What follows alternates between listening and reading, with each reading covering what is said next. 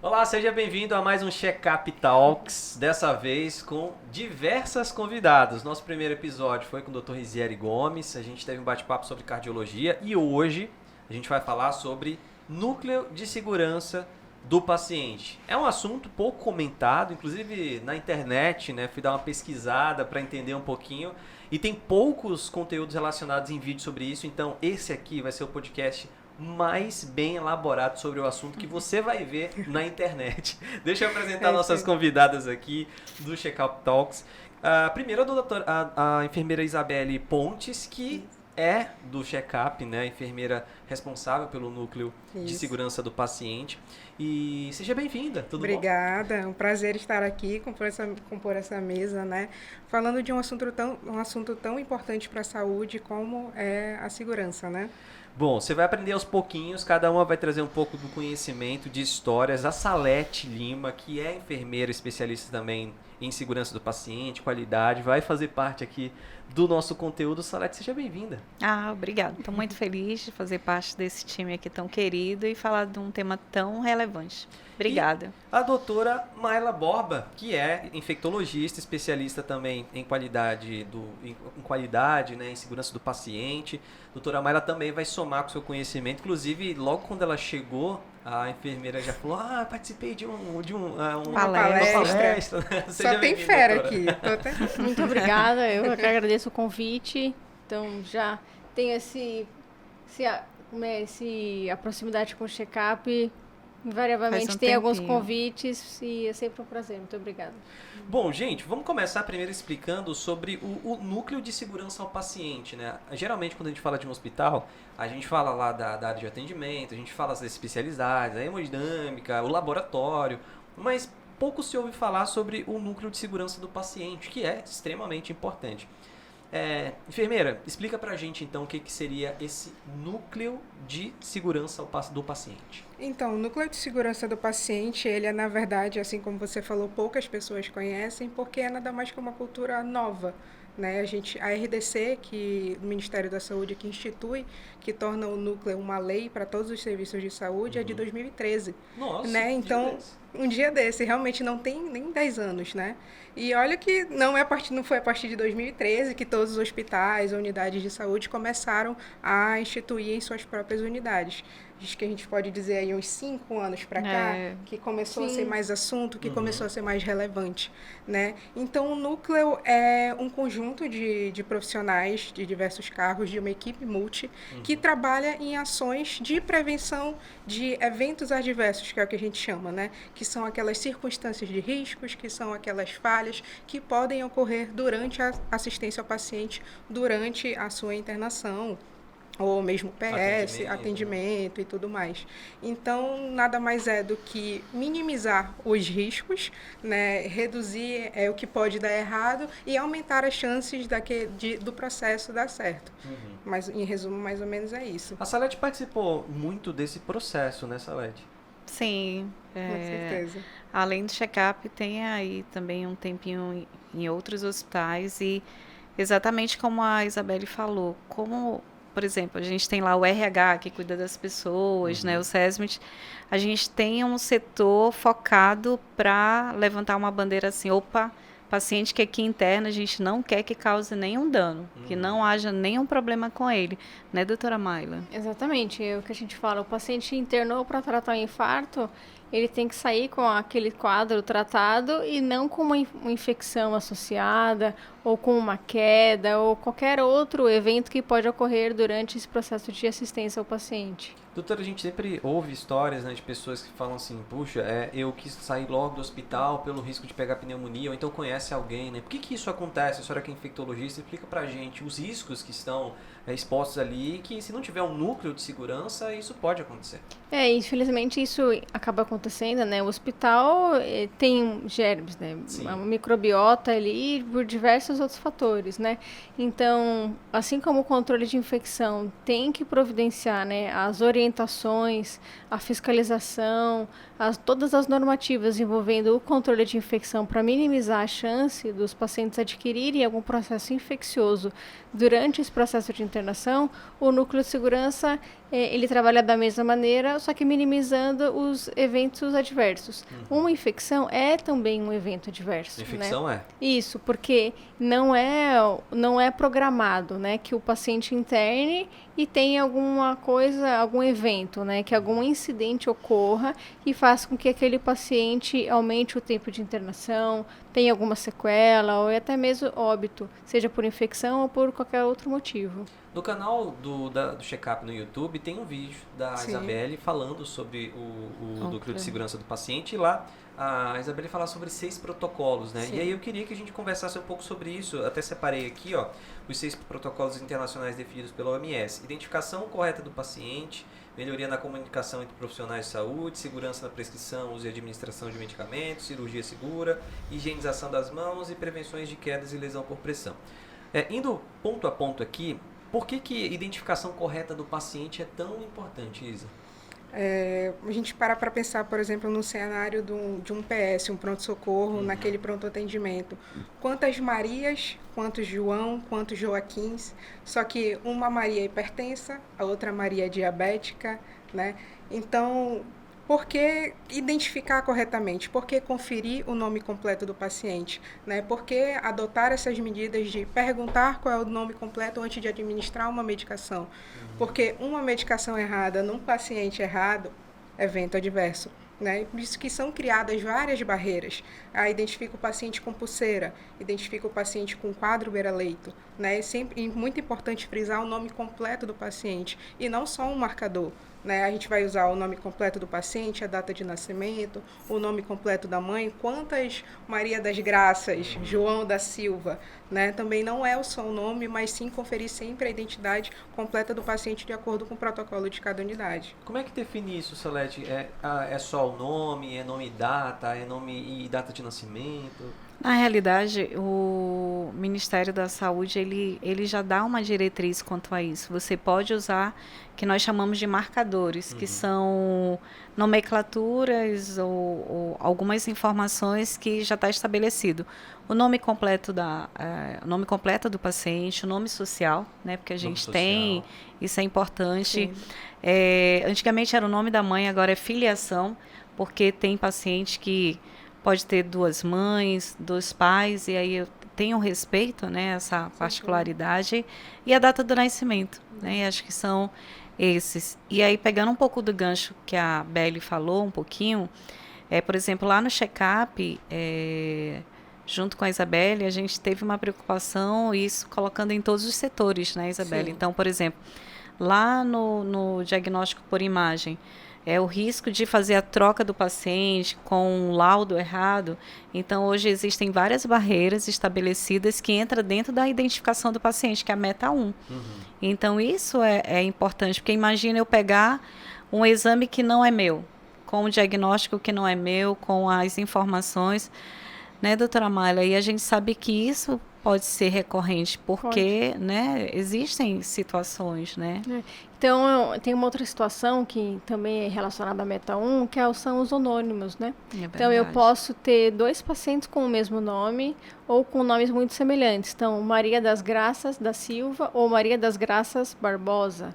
São semelhantes. Se eu tratar tudo Maria das Graças, são as 2 pacientes, né? Ou às vezes tem exatamente o mesmo nome, Maria da Graça da Silva. É muito comum, isso pode acontecer, né? Mesmo. Então, a instituição também tem que ter nesses protocolos estabelecido como lidar numa situação dessa. Então, a partir do momento que eu tenho internado, às vezes na mesma enfermaria, né, na mesma UTI, 2 pacientes com ou nomes semelhantes ou homônimos. Então, qual é o segundo marcador que eu vou utilizar? Eu vou utilizar o nome da mãe, né, a filiação, eu vou utilizar a data de nascimento. Então, isso tem que estar muito bem estabelecido para sempre fazer a checagem, não de um único marcador, como a Salete falou, né? A gente precisa pelo menos os 3 primeiros marcadores, nome da mãe, data de nascimento, nome completo, e também, os últimos anos, tem sido estabelecido o nome social. Essa questão do nome social é importante frisar, que hoje o paciente não tem que comprovar que ele tem um nome social, é o simples fato dele solicitar. Eu gostaria de ser chamado, eu sou registrado como João, mas eu gostaria de ser chamado como Maria. Ok. Então, naquele momento na recepção, é colocado o nome social e na instituição ele deve ser utilizado como o marcador para identificar e chamar aquele paciente, né? Se a gente pudesse contar histórias aqui, vocês acabaram lidando com alguma situação parecida, assim, de nomes parecidos? Vocês lembram agora, assim, de algo que remete a esse número 1? Sim, eu lembro especificamente alguns anos já atrás, eu estava ainda na coordenação de controle de infecção, e aí tinha uma UTI de 10 leitos, e aí a gente tinha 6 Marias internadas. Nossa! Então, a equipe fez uma força-tarefa. Como vamos, né, fazer com que a identidade das 6 Marias sejam corretas, né? Que a gente consiga assegurar a segurança em todo o processo assistencial. Então, por exemplo, a gente mudou as placas de identificação, né, com em letras garrafais o segundo nome. Uma era Maria das Graças, então Graça em caps lock. A Maria Soares, então Soares em caps lock. Deixou um técnico separado para cada uma das pacientes, então dividia a equipe, auxilia também. Marca texto nesse nome diferente para frisar. Nossa. Então, uma é a Soares, a outra é a Silva e outra é a Pereira. E assim, reforçar toda a troca de plantão.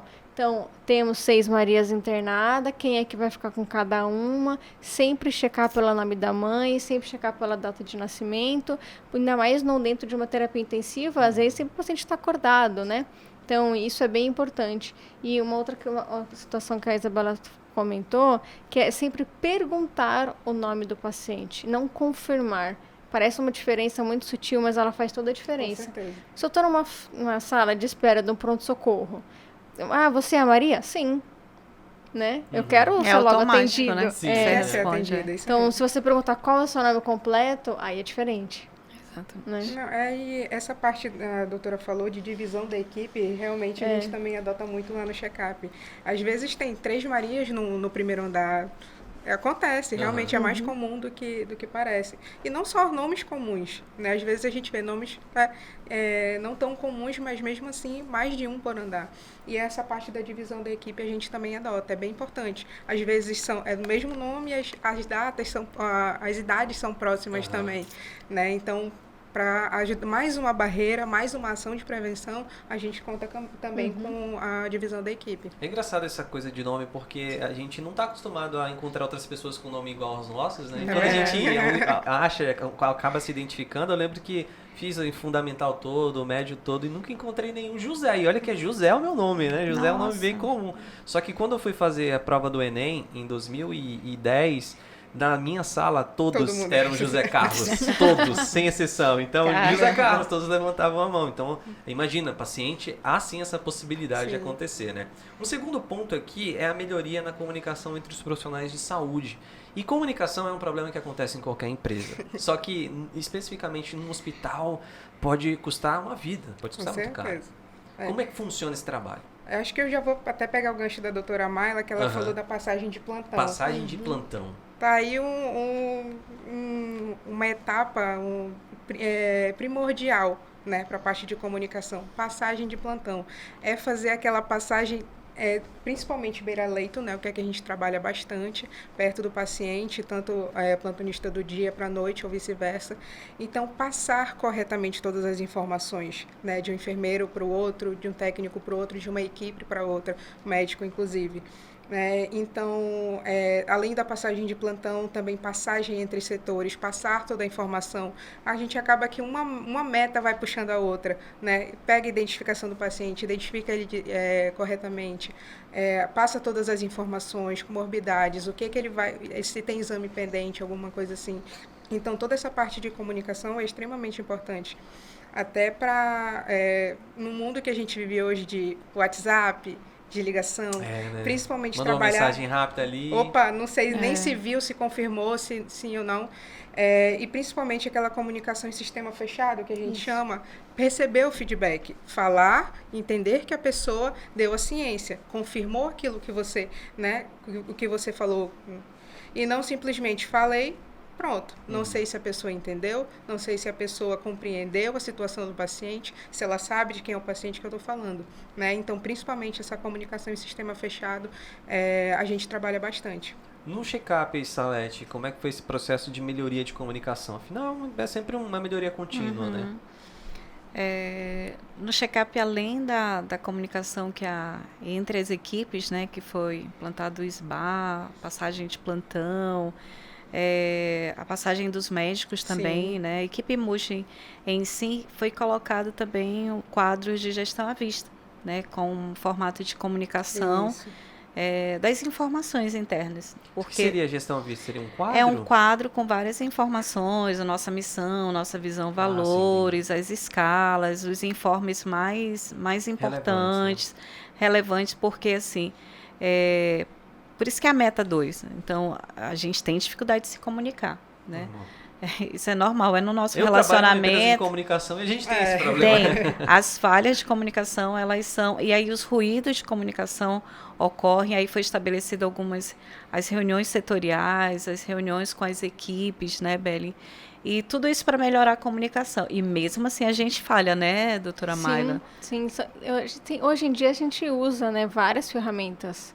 Né? Então, como a Salete falou, o SBAR é uma delas. O que é? Que ferramenta é essa? O SBAR é uma ferramenta que a gente estruturada para você passar um resumo relacionado ao quadro clínico do paciente, quais são as maiores pendências, quais são os exames alterados, qual é a conduta a ser adotada.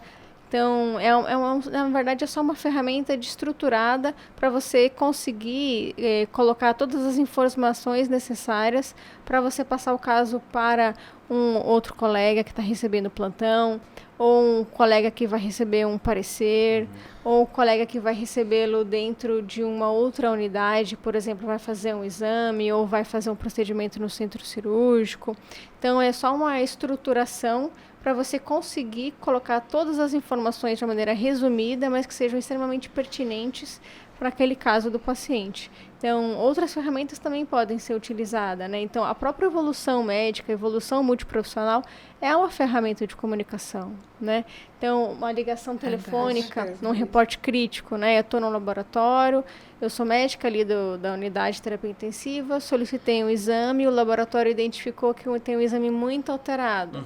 Então, ele tem que comunicar ao médico. Logo, né? Exato, assim que ele identifica aquele exame alterado. Então, ele liga para a unidade e fala, eu quero falar com o médico assistente, e passa aquela informação, como a Isabelle falou, tem que confirmar, doutor, o potássio está de 7. O potássio está de 7? Isso, correto. Potássio 7 é grave? É grave. Entendi. Entendeu? Então, assim, aquilo pode colocar em risco a vida do paciente naquele momento. Então, ele tem que ter certeza que o outro colega entendeu aquela informação para que ele tome uma conduta imediata. Né?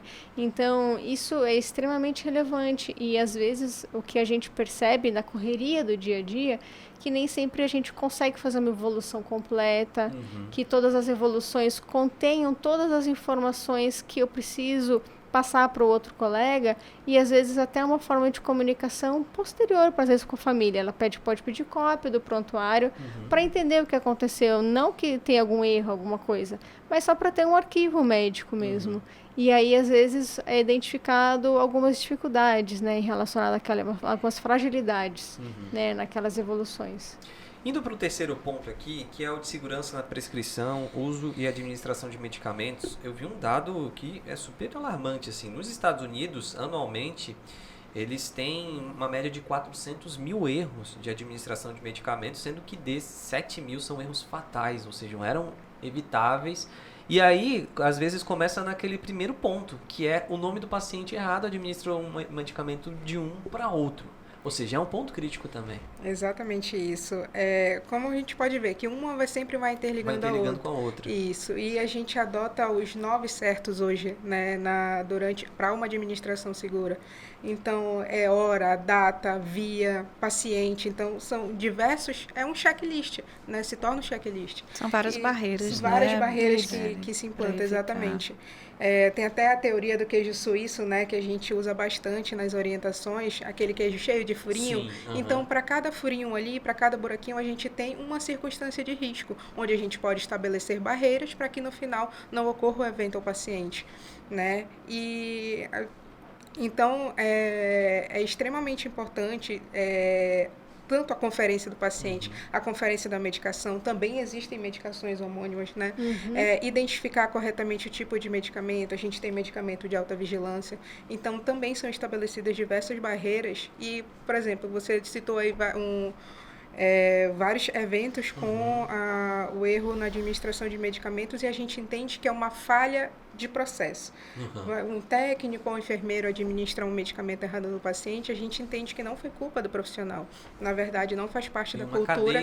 É uma cadeia de erros, né? Desde dispensação, conferência, primeira, segunda, confere o medicamento, ou foi a via errada, ou foi dose errada. Então, são várias etapas que a gente trabalha, né, um checklist mesmo enorme para que lá na frente o paciente não sofra esse evento. E aí, a doutora Almara, a gente tem a impressão, né, e eu falando como paciente, de que preciso tomar uma dipirona, e aí a gente vai lá na salinha e o técnico pega a dipirona e aplica. Né? Não é assim, né? Só aplicar, simples. É só pegar aqui no estoque aqui e aplicar. Tem um processo enorme aí, né? Exatamente. Então, e a gente às vezes não presta atenção, né? Sim. Então, outro dia a gente viu que na hora de administrar o medicamento, a equipe viu que a etiqueta, porque assim, tem a ampola, né, normal, e aí você pode colocar dentro de um saquinho, né, e colocar uma etiqueta para você bipar e ter lote, validade, né, toda a rastreabilidade. Aí a etiqueta com o nome estava fora, era diferente do nome da medicação que estava dentro. Nossa! E a equipe identificou. Então, imagina, porque ela conferiu, né? Porque sabia que aquela ampola não era daquele jeito e foi entregue pelo nome da etiqueta, né? Então, você imagina se a equipe não tivesse feito a conferência. Teria administrado o medicamento, né? É uma barreira. E aí, sim, e foi uma coisa lá de trás, na hora da etiquetagem. E quantos processos foram passando, né? Então, essa questão é bem relevante. Por isso que o checklist, né, mental ali de sempre fazer dupla, tripla checagem é importante. Então, antes de administrar um medicamento, o que a orientação, né, que a equipe sempre dá. Então, eu tenho a dipirona para ser administrada. Então, eu vou pegar a dipirona, vou colocar ali na minha bandejinha, separar todo o material, vou me apresentar para o paciente, vou conferir toda a identificação, qual é o seu nome completo, qual a sua idade de nascimento, e vou conferir, olha, o seu médico prescreveu uma dipirona, nós vamos administrá-la. Perguntar, conferir a questão de alergia. Porque às vezes ele não até esqueceu de falar com o médico que ele tinha alergia de dipirona, e aí que naquele momento o técnico é uma última barreira. Não, olha, eu sou alérgico a dipirona. Não sou, pode administrar. Então ele vai preparar a medicação ali na frente do paciente e vai fazer a administração. Então são várias barreiras, né? E não é simplesmente pegar a ampolinha e preparar. E geralmente, por exemplo, a enfermagem, que é algo que é muito educativo, que eles precisam entender que a minha medicação, ela não é igual à medicação da doutora Mayla, não vai ser, porque, como a doutora Mayla falou, tem a questão do lote, eu preciso rastrear, então, se eu tenho alergia a uma determinada medicação, o correto é eu verificar esse lote, até para avaliar toda uma causa raiz. Se eu pego a medicação que é da Bela e eu administro na doutora Mayla, eu perco essa informação. E então é aquilo que elas acabaram de falar, não é apenas administrar a dipirona. A dipirona, ela pode ter um efeito muito mais grave. Eu preciso verificar toda essa situação e é algo educativo, porque a enfermagem ela é muito no automático, né, Bela? A gente sabe disso, né? Não, é só pegar, faz, vou lá e administro. Não é. É uma medicação que causa um dano ao paciente, que é o que você acabou de falar, Zé. Como as estatísticas elas estão alarmante nessa questão, né? Bom, continuando aqui nos nossos 6 protocolos, né, que a gente já citou, identificação de paciente, melhoria na comunicação, segurança na prescrição. O 4 seria cirurgia segura. E cirurgia, eu queria entender de vocês, né? É um processo que muitos pacientes têm medo, óbvio, né? Que envolve uma série de fatores. E por que ela faz parte do núcleo de segurança do paciente? Quais são os calcanhares de Aquiles da cirurgia? Cara, a cirurgia acho que é um dos protocolos mais complexos de se trabalhar. Tanto que a cirurgia é comparada até à aviação, né? Hoje a gente utiliza muito essa metáfora. Porque antes da gente ouvir aquela famosa frase que todo mundo adora, que é portas em automático, quantos checklists não foram realizados antes do avião levantar voo, né? E não só piloto, né? Toda a parte dos comissários e tudo mais, torre, pessoal, os maleiros, então, e pessoal lá embaixo, o pessoal em cima, o pessoal dentro do avião. Então, cirurgia é a mesma forma.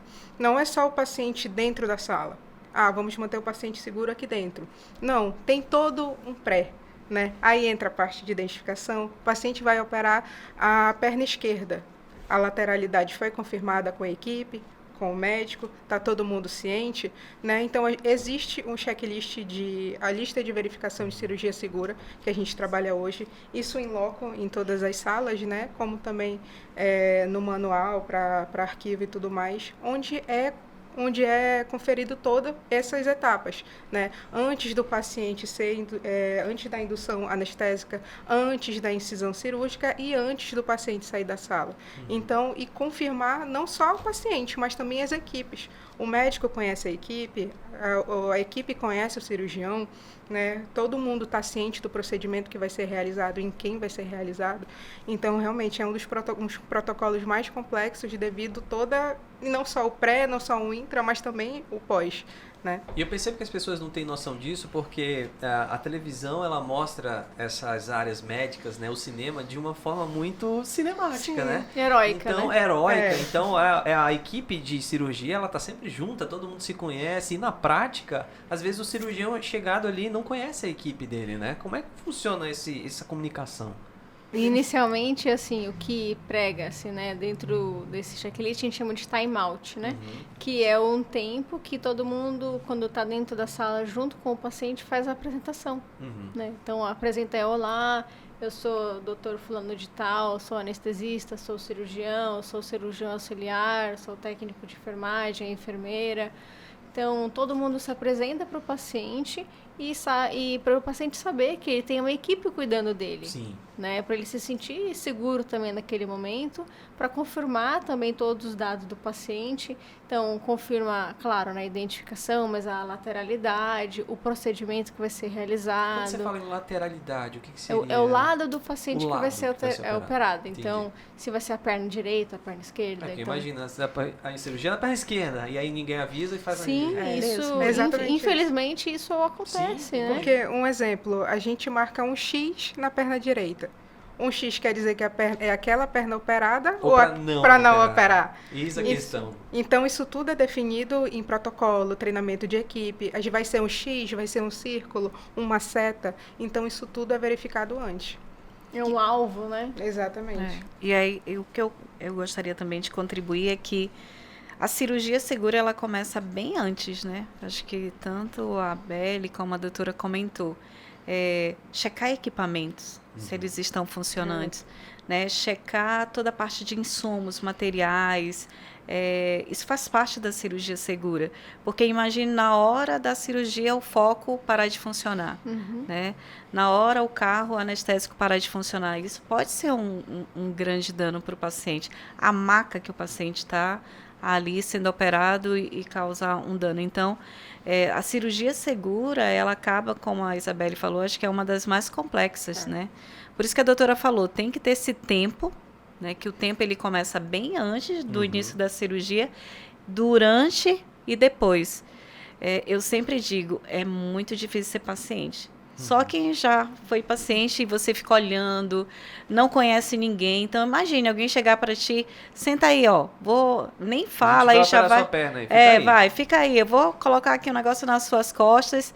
Então, assim, essa humanização é o que a gente precisa.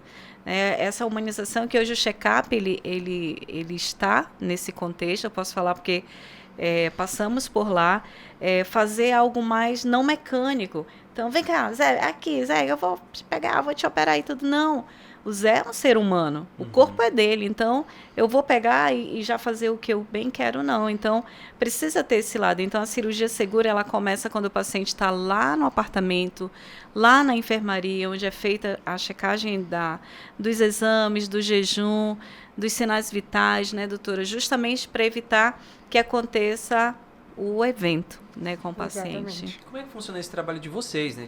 É vocês que checam se está tudo ok? Ou vocês indicam? Como é que é essa fiscalização, digamos? A gente estabelece ferramentas para cada passo, né? Então, a gente tem um checklist pré-cirúrgico e não vai só... o paciente vai internar, né, para uma cirurgia eletiva, digamos. Não começa com a enfermagem, começa com o agendamento, com autorização, suprimentos, lá atrás. Um vai passando para o outro.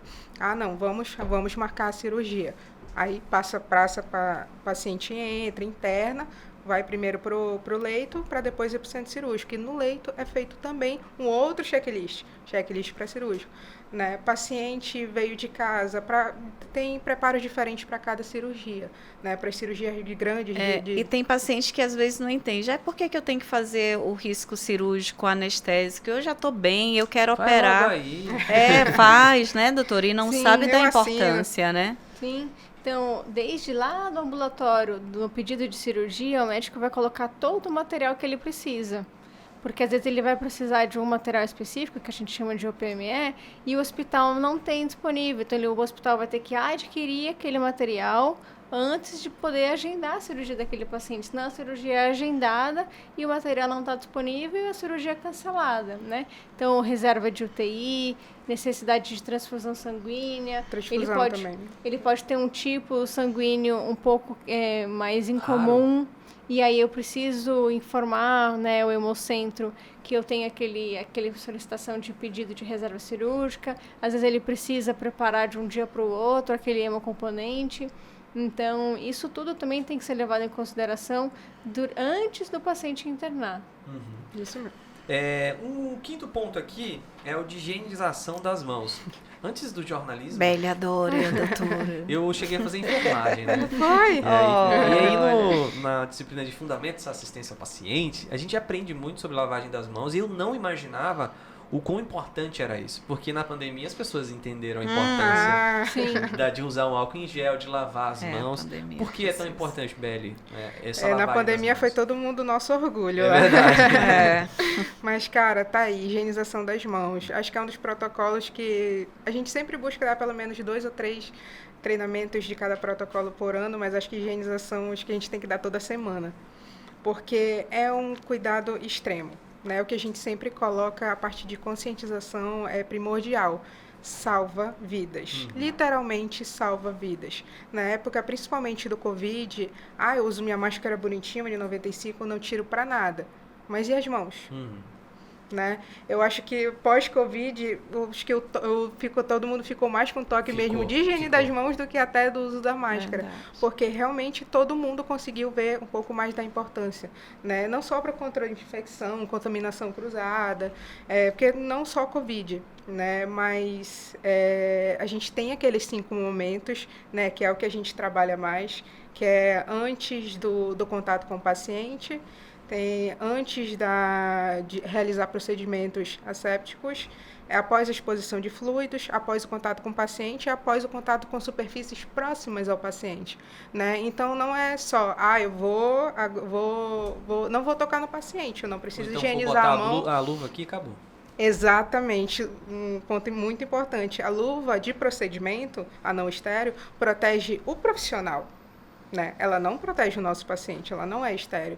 Então, deve-se sim higienizar a mão antes de calçar a luva. E é uma coisa que a gente trabalha muito, muito em cima, né? E sempre trocar de luva após quando ir para o próximo paciente, né? Tem que haver essa troca de luva e tudo mais. Então, cuidado com a luva também é extremamente importante. E calçar a luva sempre perto do paciente, né? Antes de realizar, né? Ou então, por exemplo, o paciente é ali no final e eu tô aqui no posto. Eu calço a luva, eu pego na mesa, eu pego na maçaneta, eu passo a mão na parede. Então, são cuidados mesmo de formiguinha. Né? E a gente tem uma ferramenta chamada Estratégia Multimodal de Higienização das Mãos, que a gente literalmente observa a equipe se ela higieniza ou não as mãos durante esses 5 momentos. Literalmente olhar e observar. Né? Com isso a gente tem as nossas estatísticas, indicadores por cada profissional e tudo mais. Mas é um trabalho de formiguinha mesmo. Aproveitar que tem um infectologista conosco, né, doutora? Isso. Explica um pouquinho pra gente sobre o que a gente não vê, né? Os perigos. Nossa. Essa questão da higienização das mãos é a forma mais barata de você prevenir uma infecção e a mais difícil, né? Porque isso envolve também uma questão comportamental, né? Então, na pandemia, por que as pessoas higienizavam as mãos? Porque eu posso me contaminar. Não porque eu posso contaminar o outro. Aqui, a lógica é que quando a gente trabalha dentro do hospital, é eu prevenindo a infecção no outro. Sim. Aí eu vou aderir mais ou menos, assim, né? Se tem alguém olhando, se eu tenho a CCH aí, eu vou aderir 100%. Mas, senão eu faço uma adesão não 100%. Agora, a partir do momento que eu posso me contaminar, a adesão é 100%. Então, mesmo. envolve essa questão de comportamento que é muito difícil você fazer mudança de comportamento das pessoas, porque esse comportamento ele não tem que ser só quando eu estou sendo observado. Tem que ser independentemente, cultura, né? Tem que ser medular, né?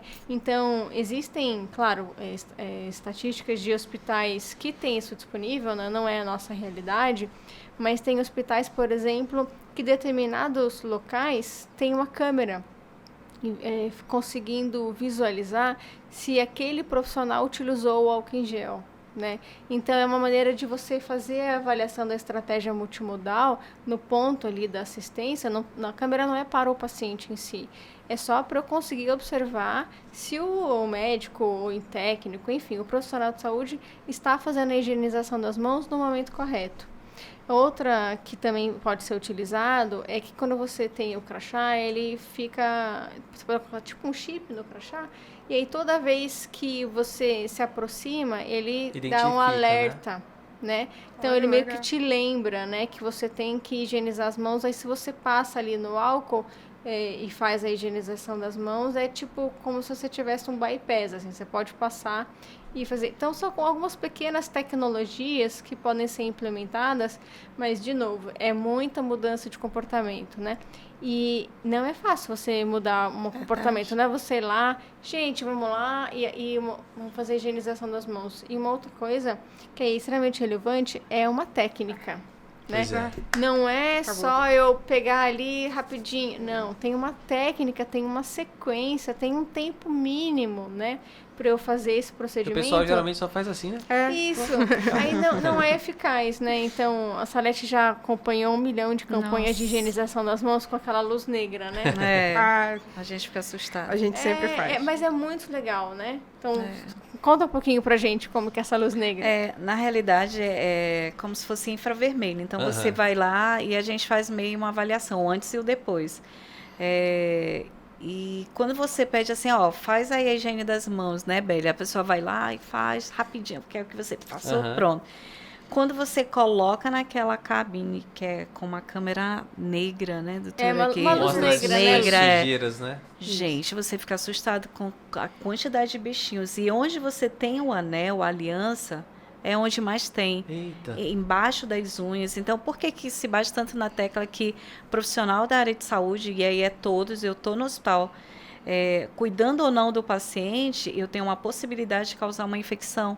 Porque as unhas, né, doutora, a quantidade que a gente fala assim de bichinhos que ficam, nossa, é assustador.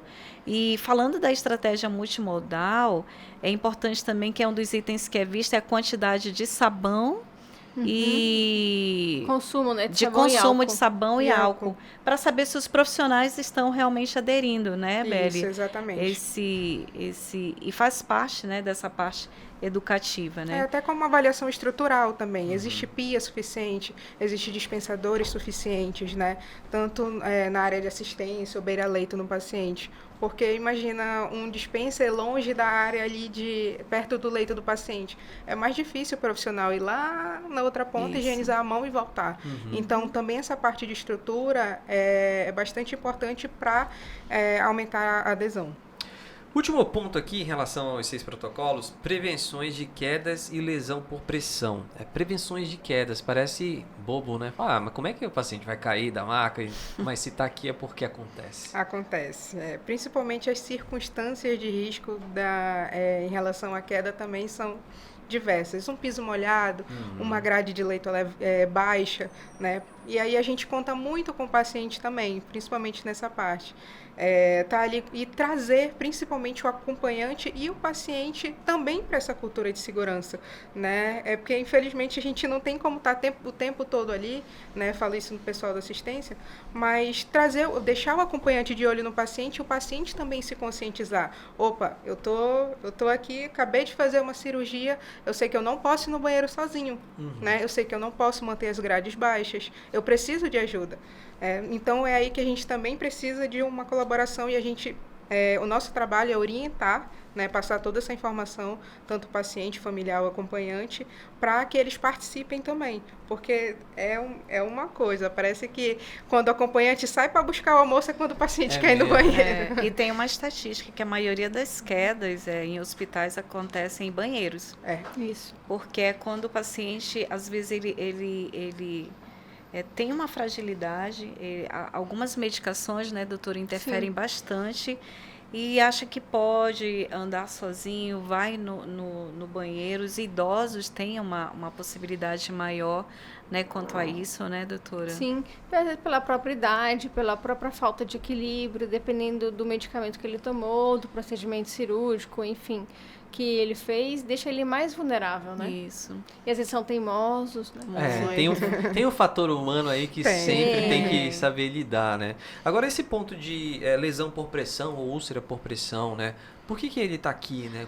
Existe um cuidado que os profissionais podem ter para evitar isso? Sim, com certeza. Principalmente aquele público um pouco mais idoso, né? Com a pele mais frágil, ou acamado devido a alguma doença, alguma comorbidade, ou diagnóstico atual mesmo, no tratamento. Lá no check-up a gente trabalha a prevenção de lesão de pele, né? Que já entra também dermatites associada à incontinência urinária fecal, uso de fralda, fica úmido, então ali tem um risco também, e também por adesivo médico. Né? Aquele acesso que a gente coloca, né? Na hora de remover. Na hora de remover, naquele idosinho um pouco mais frágil, com a pele um pouco sensível. Então, na hora de remover, também pode ter ali uma lesão de pele. Assim como a lesão por pressão, principalmente de pacientes acamados. E a gente utiliza não só produtos, né, como também a mudança de decúbito, que é extremamente importante, né? A cada 2 horas está ali tendo que mover o paciente. Às vezes a gente encontra dificuldade, ou o paciente é um pós-operatório que a gente não pode mover muito, aí adota-se outras estratégias, mas basicamente é isso. E eu me lembro, Zé, assim, o check-up, nós tínhamos um diagnóstico bem desfavorável de lesão por pressão. Sim. E aí foi feito um plano de melhoria bem interessante que trabalhou tanto o desenvolvimento com treinamentos da equipe, supervisão, a mudança com os adesivos, né, Beli, que é usado. E hoje o hospital ele tem uma certificação, né, quanto à questão da prevenção de lesão por pele, porque conseguimos manter os indicadores, né, das boas práticas, os resultados de lesão por pressão, eu não sei atualmente, mas era o mínimo possível. E hoje, cada colaborador tem a sua responsabilidade nesse cuidado, né, Exatamente. Deles. E a gente também busca passar isso para eles, né? Como agora recente, a gerente de enfermagem do check-up, a gente tinha um paciente que passou 40 dias na UTI, né? E é um risco bem alto, né? O paciente tá ali, acamado, aí toda hora mudança de decúbito, uso de produtos, então houve esse reconhecimento também para a equipe, né? A gente não vai só puxar a orelha, né? Não, errou aqui. Não, a gente também chega lá, ó, parabeniza, porque a gente sempre busca também trazer eles para essa cultura e fortalecer, né, todas essas orientações. A gente falou então sobre os 6 protocolos internacionais, né, definidos pela OMS, mas o check-up especificamente, ele tem outros princípios de segurança, né, Beli, que eu até anotei aqui, são 4 que eu anotei: hemovigilância, segurança na terapia nutricional, participação de pacientes e familiares durante assistência e notificações de eventos adversos. Por que esse plus, né? Por que esse mais? Isso. Lá em 2004, quando a OMS criou a Aliança Mundial de Segurança do Paciente, ela definiu as 6 metas, né, que utiliza-se como base para criar, implantar essa cultura. No check-up, a gente abraçou um pouco mais, né? Estive um tempo na agência transfusional, foi então que eu comecei a trabalhar um pouco mais a questão da hemovigilância, porque o quão é importante também a questão do hemocomponente, né, do sangue e seus componentes. Porque, como até a doutora falou da reserva de hemocomponente, eu quero marcar, foi autorizada uma cirurgia cardíaca, quero marcar para amanhã. Opa, são 25 bolsas. Né? São 25 bolsas de hemocomponentes para a reserva de uma cirurgia cardíaca, né? Dentre crio, plaqueta, plasma e as hemácias. Então, e a gente não atravessa a rua e consegue uma bolsa, né? Então, a gente busca também enfatizar bastante a questão da doação. Mas em questão em relação à hemovigilância, também o que o sangue pode, a reação que ele pode trazer para o paciente, né? Então, também existe a triagem para o hemocomponente, né? Um termo que é aplicado antes de cada transfusão. Também tem do paciente, se ele quer receber o hemocomponente, né? A gente também respeita muito essa decisão. Tem questões religiosas também. Isso, exatamente. E se ele já fez alguma transfusão antes, se ele já sofreu alguma reação antes, porque aí são outras condutas a serem realizadas. E hoje todas as transfusões são monitoradas pela agência transfusional, né? A parte dos sinais vitais é extremamente importante, tanto pré como após 15 minutos de transfusão, 1 hora após transfusão e depois da transfusão também. Então todo esse controle e registro de sinais vitais é extremamente importante para a gente monitorar e reconhecer uma reação transfusional, né? Isso faz parte da hemovigilância. Em relação à nutrição, por que é importante avaliar isso, né? Porque a gente sempre fala muito da nutrição fora do ambiente hospitalar, né? Para quem quer fazer uma dieta específica, mas pouco se fala da nutrição dentro do ambiente do hospital, porque a comida que o paciente recebe também tem que ser monitorada. Isso, com certeza. A comida, a via, né, que ele pode ser alimentado. Não tem isso, né? Não, é um paciente que está fazendo nutrição interal, parenteral. Esse paciente não pode receber nutrição oral agora, paciente em jejum. Então, existe uma comissão, né? Existe tanto para a hemovigilância, que a gente tem o comitê transfusional, também existe para terapia nutricional, onde a gente trabalha todos esses aspectos, né? Tem nutrição clínica, que avalia o paciente, o que ele pode comer, a via que ele pode comer, que ele pode se alimentar. Não, mas essa questão da nutrição é extremamente relevante, porque, por exemplo, você precisa ter o controle da temperatura daquela nutrição, não só na hora que você vai servir aquela nutrição, mas desde o preparo, desde o armazenamento, do transporte. Se é uma nutrição, por exemplo, de um suplemento, ou uma dieta interal, uma parenteral, como que ela foi transportada, né? Como ela chegou no almoxarifado, como ela foi armazenada, você teve o controle de temperatura, de umidade, não pode ter grandes oscilações. Então, imagina uma dieta que foi armazenada durante alguns dias acima de 30 graus em temperatura ambiente, que é a nossa temperatura, né? Então, ela pode ser danificada e aquele paciente pode receber aquela nutrição e a equipe usou o melhor equipamento, usou a melhor bomba de fusão, o melhor equipo, colocou na via correta, mas por um problema lá atrás, de 5 dias da nossa temperatura ambiente, né, fria, de 30 graus, ela tá estragada, né? E é uma coisa que você não vai perceber, porque você não cheira, né? Ela é sistema fechado. Então, isso é extremamente relevante em toda a cadeia, né? Não é só ali do preparo da nutrição. Pra gente finalizar, queria que vocês pudessem compartilhar algumas histórias, né, marcantes, né, de núcleo de segurança do paciente ou de qualidade. Teve alguma que te marcou assim, Beli, que se você lidou com aquela situação e falou, nossa, se não existisse um núcleo, eu acho que aqui poderia dar ruim.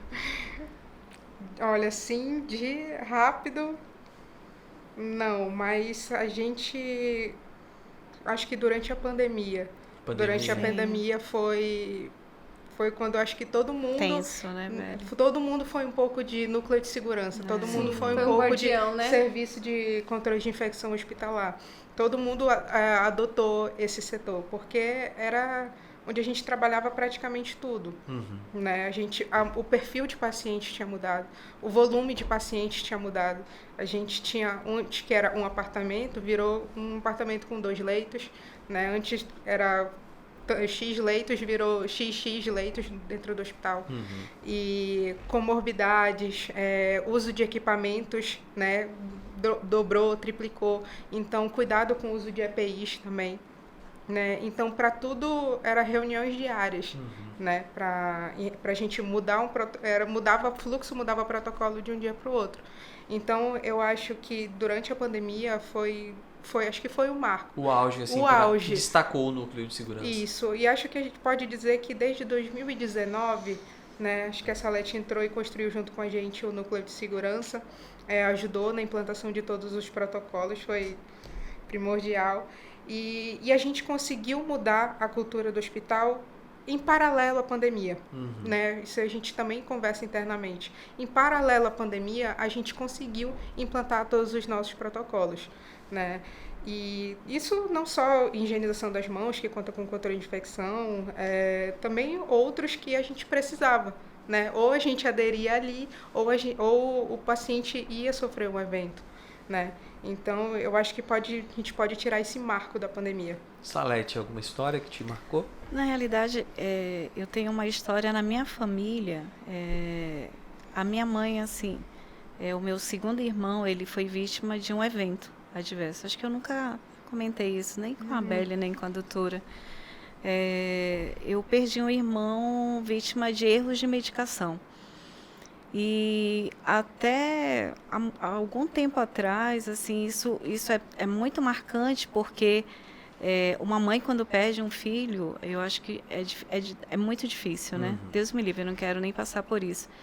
E quando se levantou a bandeira, né, de segurança do paciente, a fala da minha mãe é algo que martela muito na minha cabeça. Que é uma questão de dizer assim, eu levei meu filho para tratar de uma doença e me devolveram ele morto. E eu cresci, entrei na área de saúde muito preocupada com isso, né, com essa situação.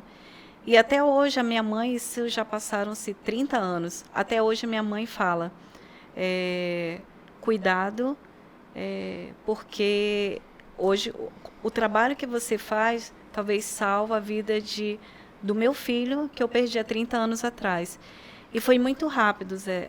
A minha mãe conta, eu era bem menor, que eu sou a mais velha, e ela conta que ele estava apenas com mal-estar, a doutora entrou, tomou a medicação e ela disse que em 2 minutos ele parou.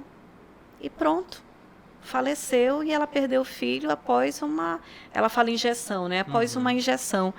E isso eu trago tão forte na minha vida, de trabalhar com qualidade e segurança do paciente, porque aquele lema tão bonito, é o amor de alguém, cara, você acabar com a vida da outra pessoa. Se passaram mais de 30 anos e a minha mãe lembra até hoje, né, uma questão de insegurança dentro de um ambiente hospitalar. E a gente sabe que hoje, realmente, tanto que esse ano, em setembro, o Dia Mundial da Segurança do Paciente, falhas de medicação. Isso. Né, doutora? Dia 17. Falhas de medicação, dia 17. E aí, quando eu vi o tema, eu lembrei da minha mãe. Então, assim, Histórias a gente tem muita, mas o que marcou na minha família, que foi a perda do meu irmão decorrente de um evento adverso, que na década de 70 nem se falava. Então, não se falava, né, doutora? Isso é muito forte hoje.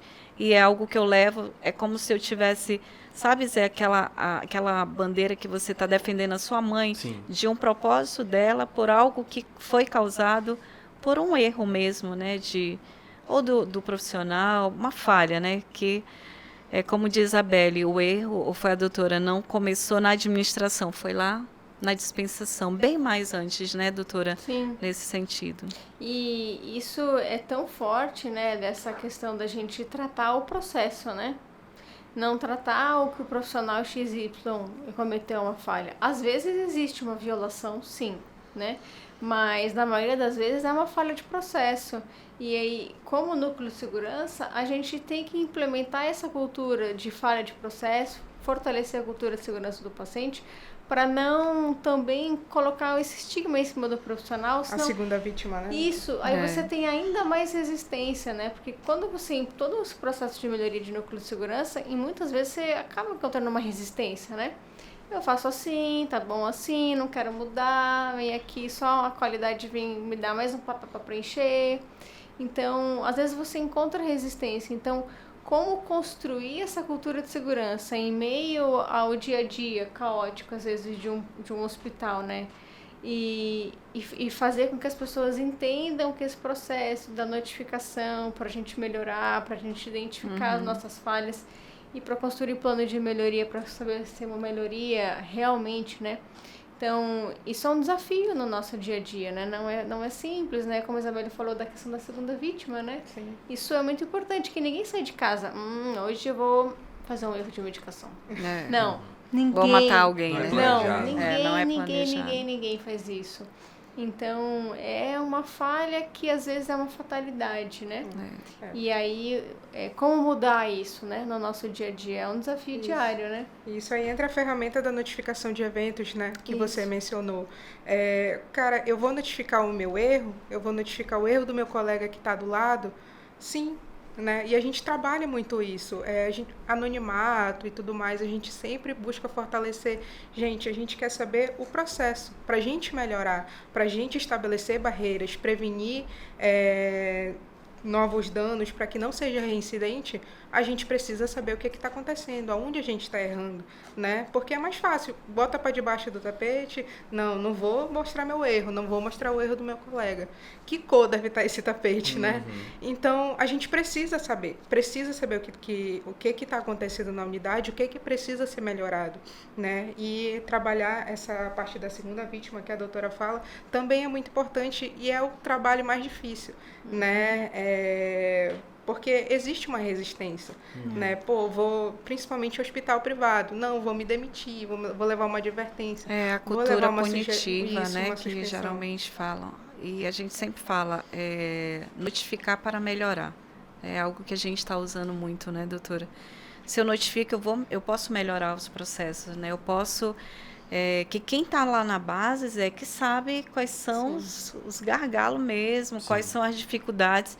E muitas vezes quem está na alta gestão ou está na base, assim, intermediária, a gente não consegue ver aquilo. Às vezes é a falta de algum material, às vezes o próprio desconhecimento. Então, notificar abre um pouco esse olhar preventivo, né? Um olhar preventivo para que isso não volte a acontecer, para que isso não chegue no meu paciente e eu não esconda, né? Então, o próprio manual da ONA, esse ano ela veio trabalhando a segunda vítima, né? Porque aquilo que a doutora falou, por exemplo, quem fez isso no meu irmão, com certeza não teve a intenção. Sim. Né? Com certeza. E essa pessoa, ela ficou abalada. E aí, esse abalo emocional que eu tenho que acolher. E não falar, ei, tu é mais culpado. Você é o assassino. Você é o assassino. E é nesse momento que as instituições elas precisam trabalhar esse conceito de eu preciso acolher. Não é passar a mão. É acolher, avaliar as situações, o processo, como bem a doutora falou, para a gente evitar, porque se acontece hoje, vai acontecer depois, e se eu não parar, isso é um tsunami. vai embora, né? Vai embora. Você tá falando, eu me lembrei de um caso, já faz alguns anos, mas ficou na mídia há muito tempo, de uma técnica de enfermagem. Lembra que tinha a vaselina e o soro no mesmo rótulo? Tinha uma criança que aí fez a infusão 5 anos, é verdade, da vaselina doutora. e no lugar do soro. E ela, eu não sei se ela teve um problema psicológico, se matou, enfim. Ela cometeu suicídio. Foi um negócio muito grave, né, envolvendo isso, porque ninguém faz isso. Verdade. De propósito, absoluta. E aí toda a mudança que foi gerada. Então, eu não posso ter 2 medicações semelhantes medicações diferentes com frascos semelhantes. Eu tenho que ter alerta, seja de cor, seja de tamanho do rótulo. Então, são várias circunstâncias que foram realizadas a partir deste evento, que ele não ficou localizado ali só naquele hospital. Isso foi para o Brasil inteiro. Verdade. Então, como é importante esse processo, ao mesmo tempo de acolher quem infelizmente acabou cometendo essa falha, né? E é bacana a gente poder debater isso aqui, né? Porque isso incentiva e vai ficar gravado para outras pessoas entenderem também, né? No esporte a gente tem muito disso. A morte do Ayrton Senna é muito dolorosa, né? Um ídolo nosso. Mas após a morte dele, outras ferramentas foram implementadas para evitar que outros pilotos também morressem da mesma forma.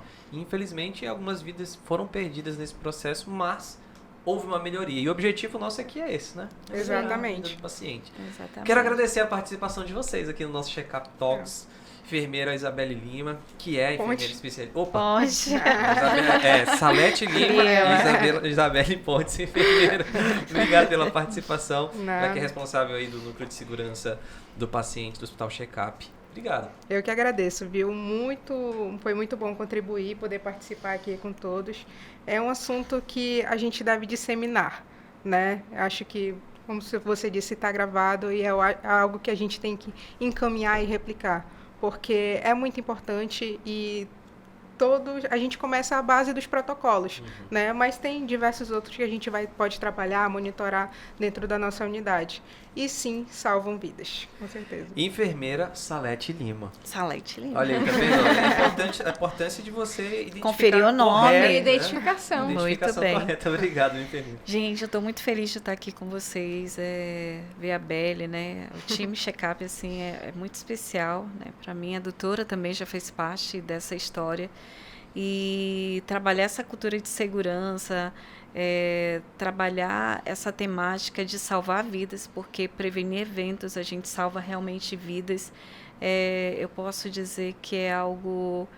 eu não tenho nem palavras para explicar, eu só estou muito feliz. Agradeço o convite de estar junto com a doutora Mayla, né, com a sua experiência, a Belle com a sua experiência. E, gente, vamos salvar vidas através da prevenção de eventos e...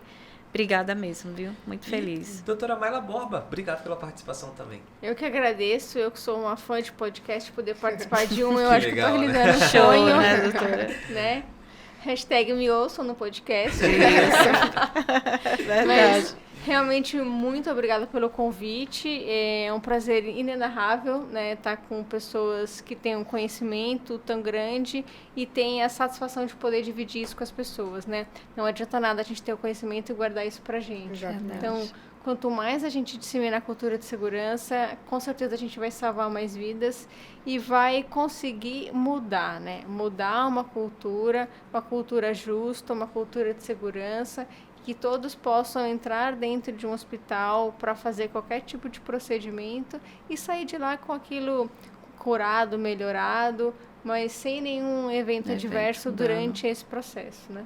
Muito obrigado você que acompanhou o nosso Check-up Talks. A gente só tem a agradecer, né? Já manda nos comentários aí dicas de próximos assuntos, temas que você gostaria de acompanhar aqui no nosso podcast. Uma ótima jornada daí na internet para você ou nas redes sociais. A gente volta a se ver no próximo episódio.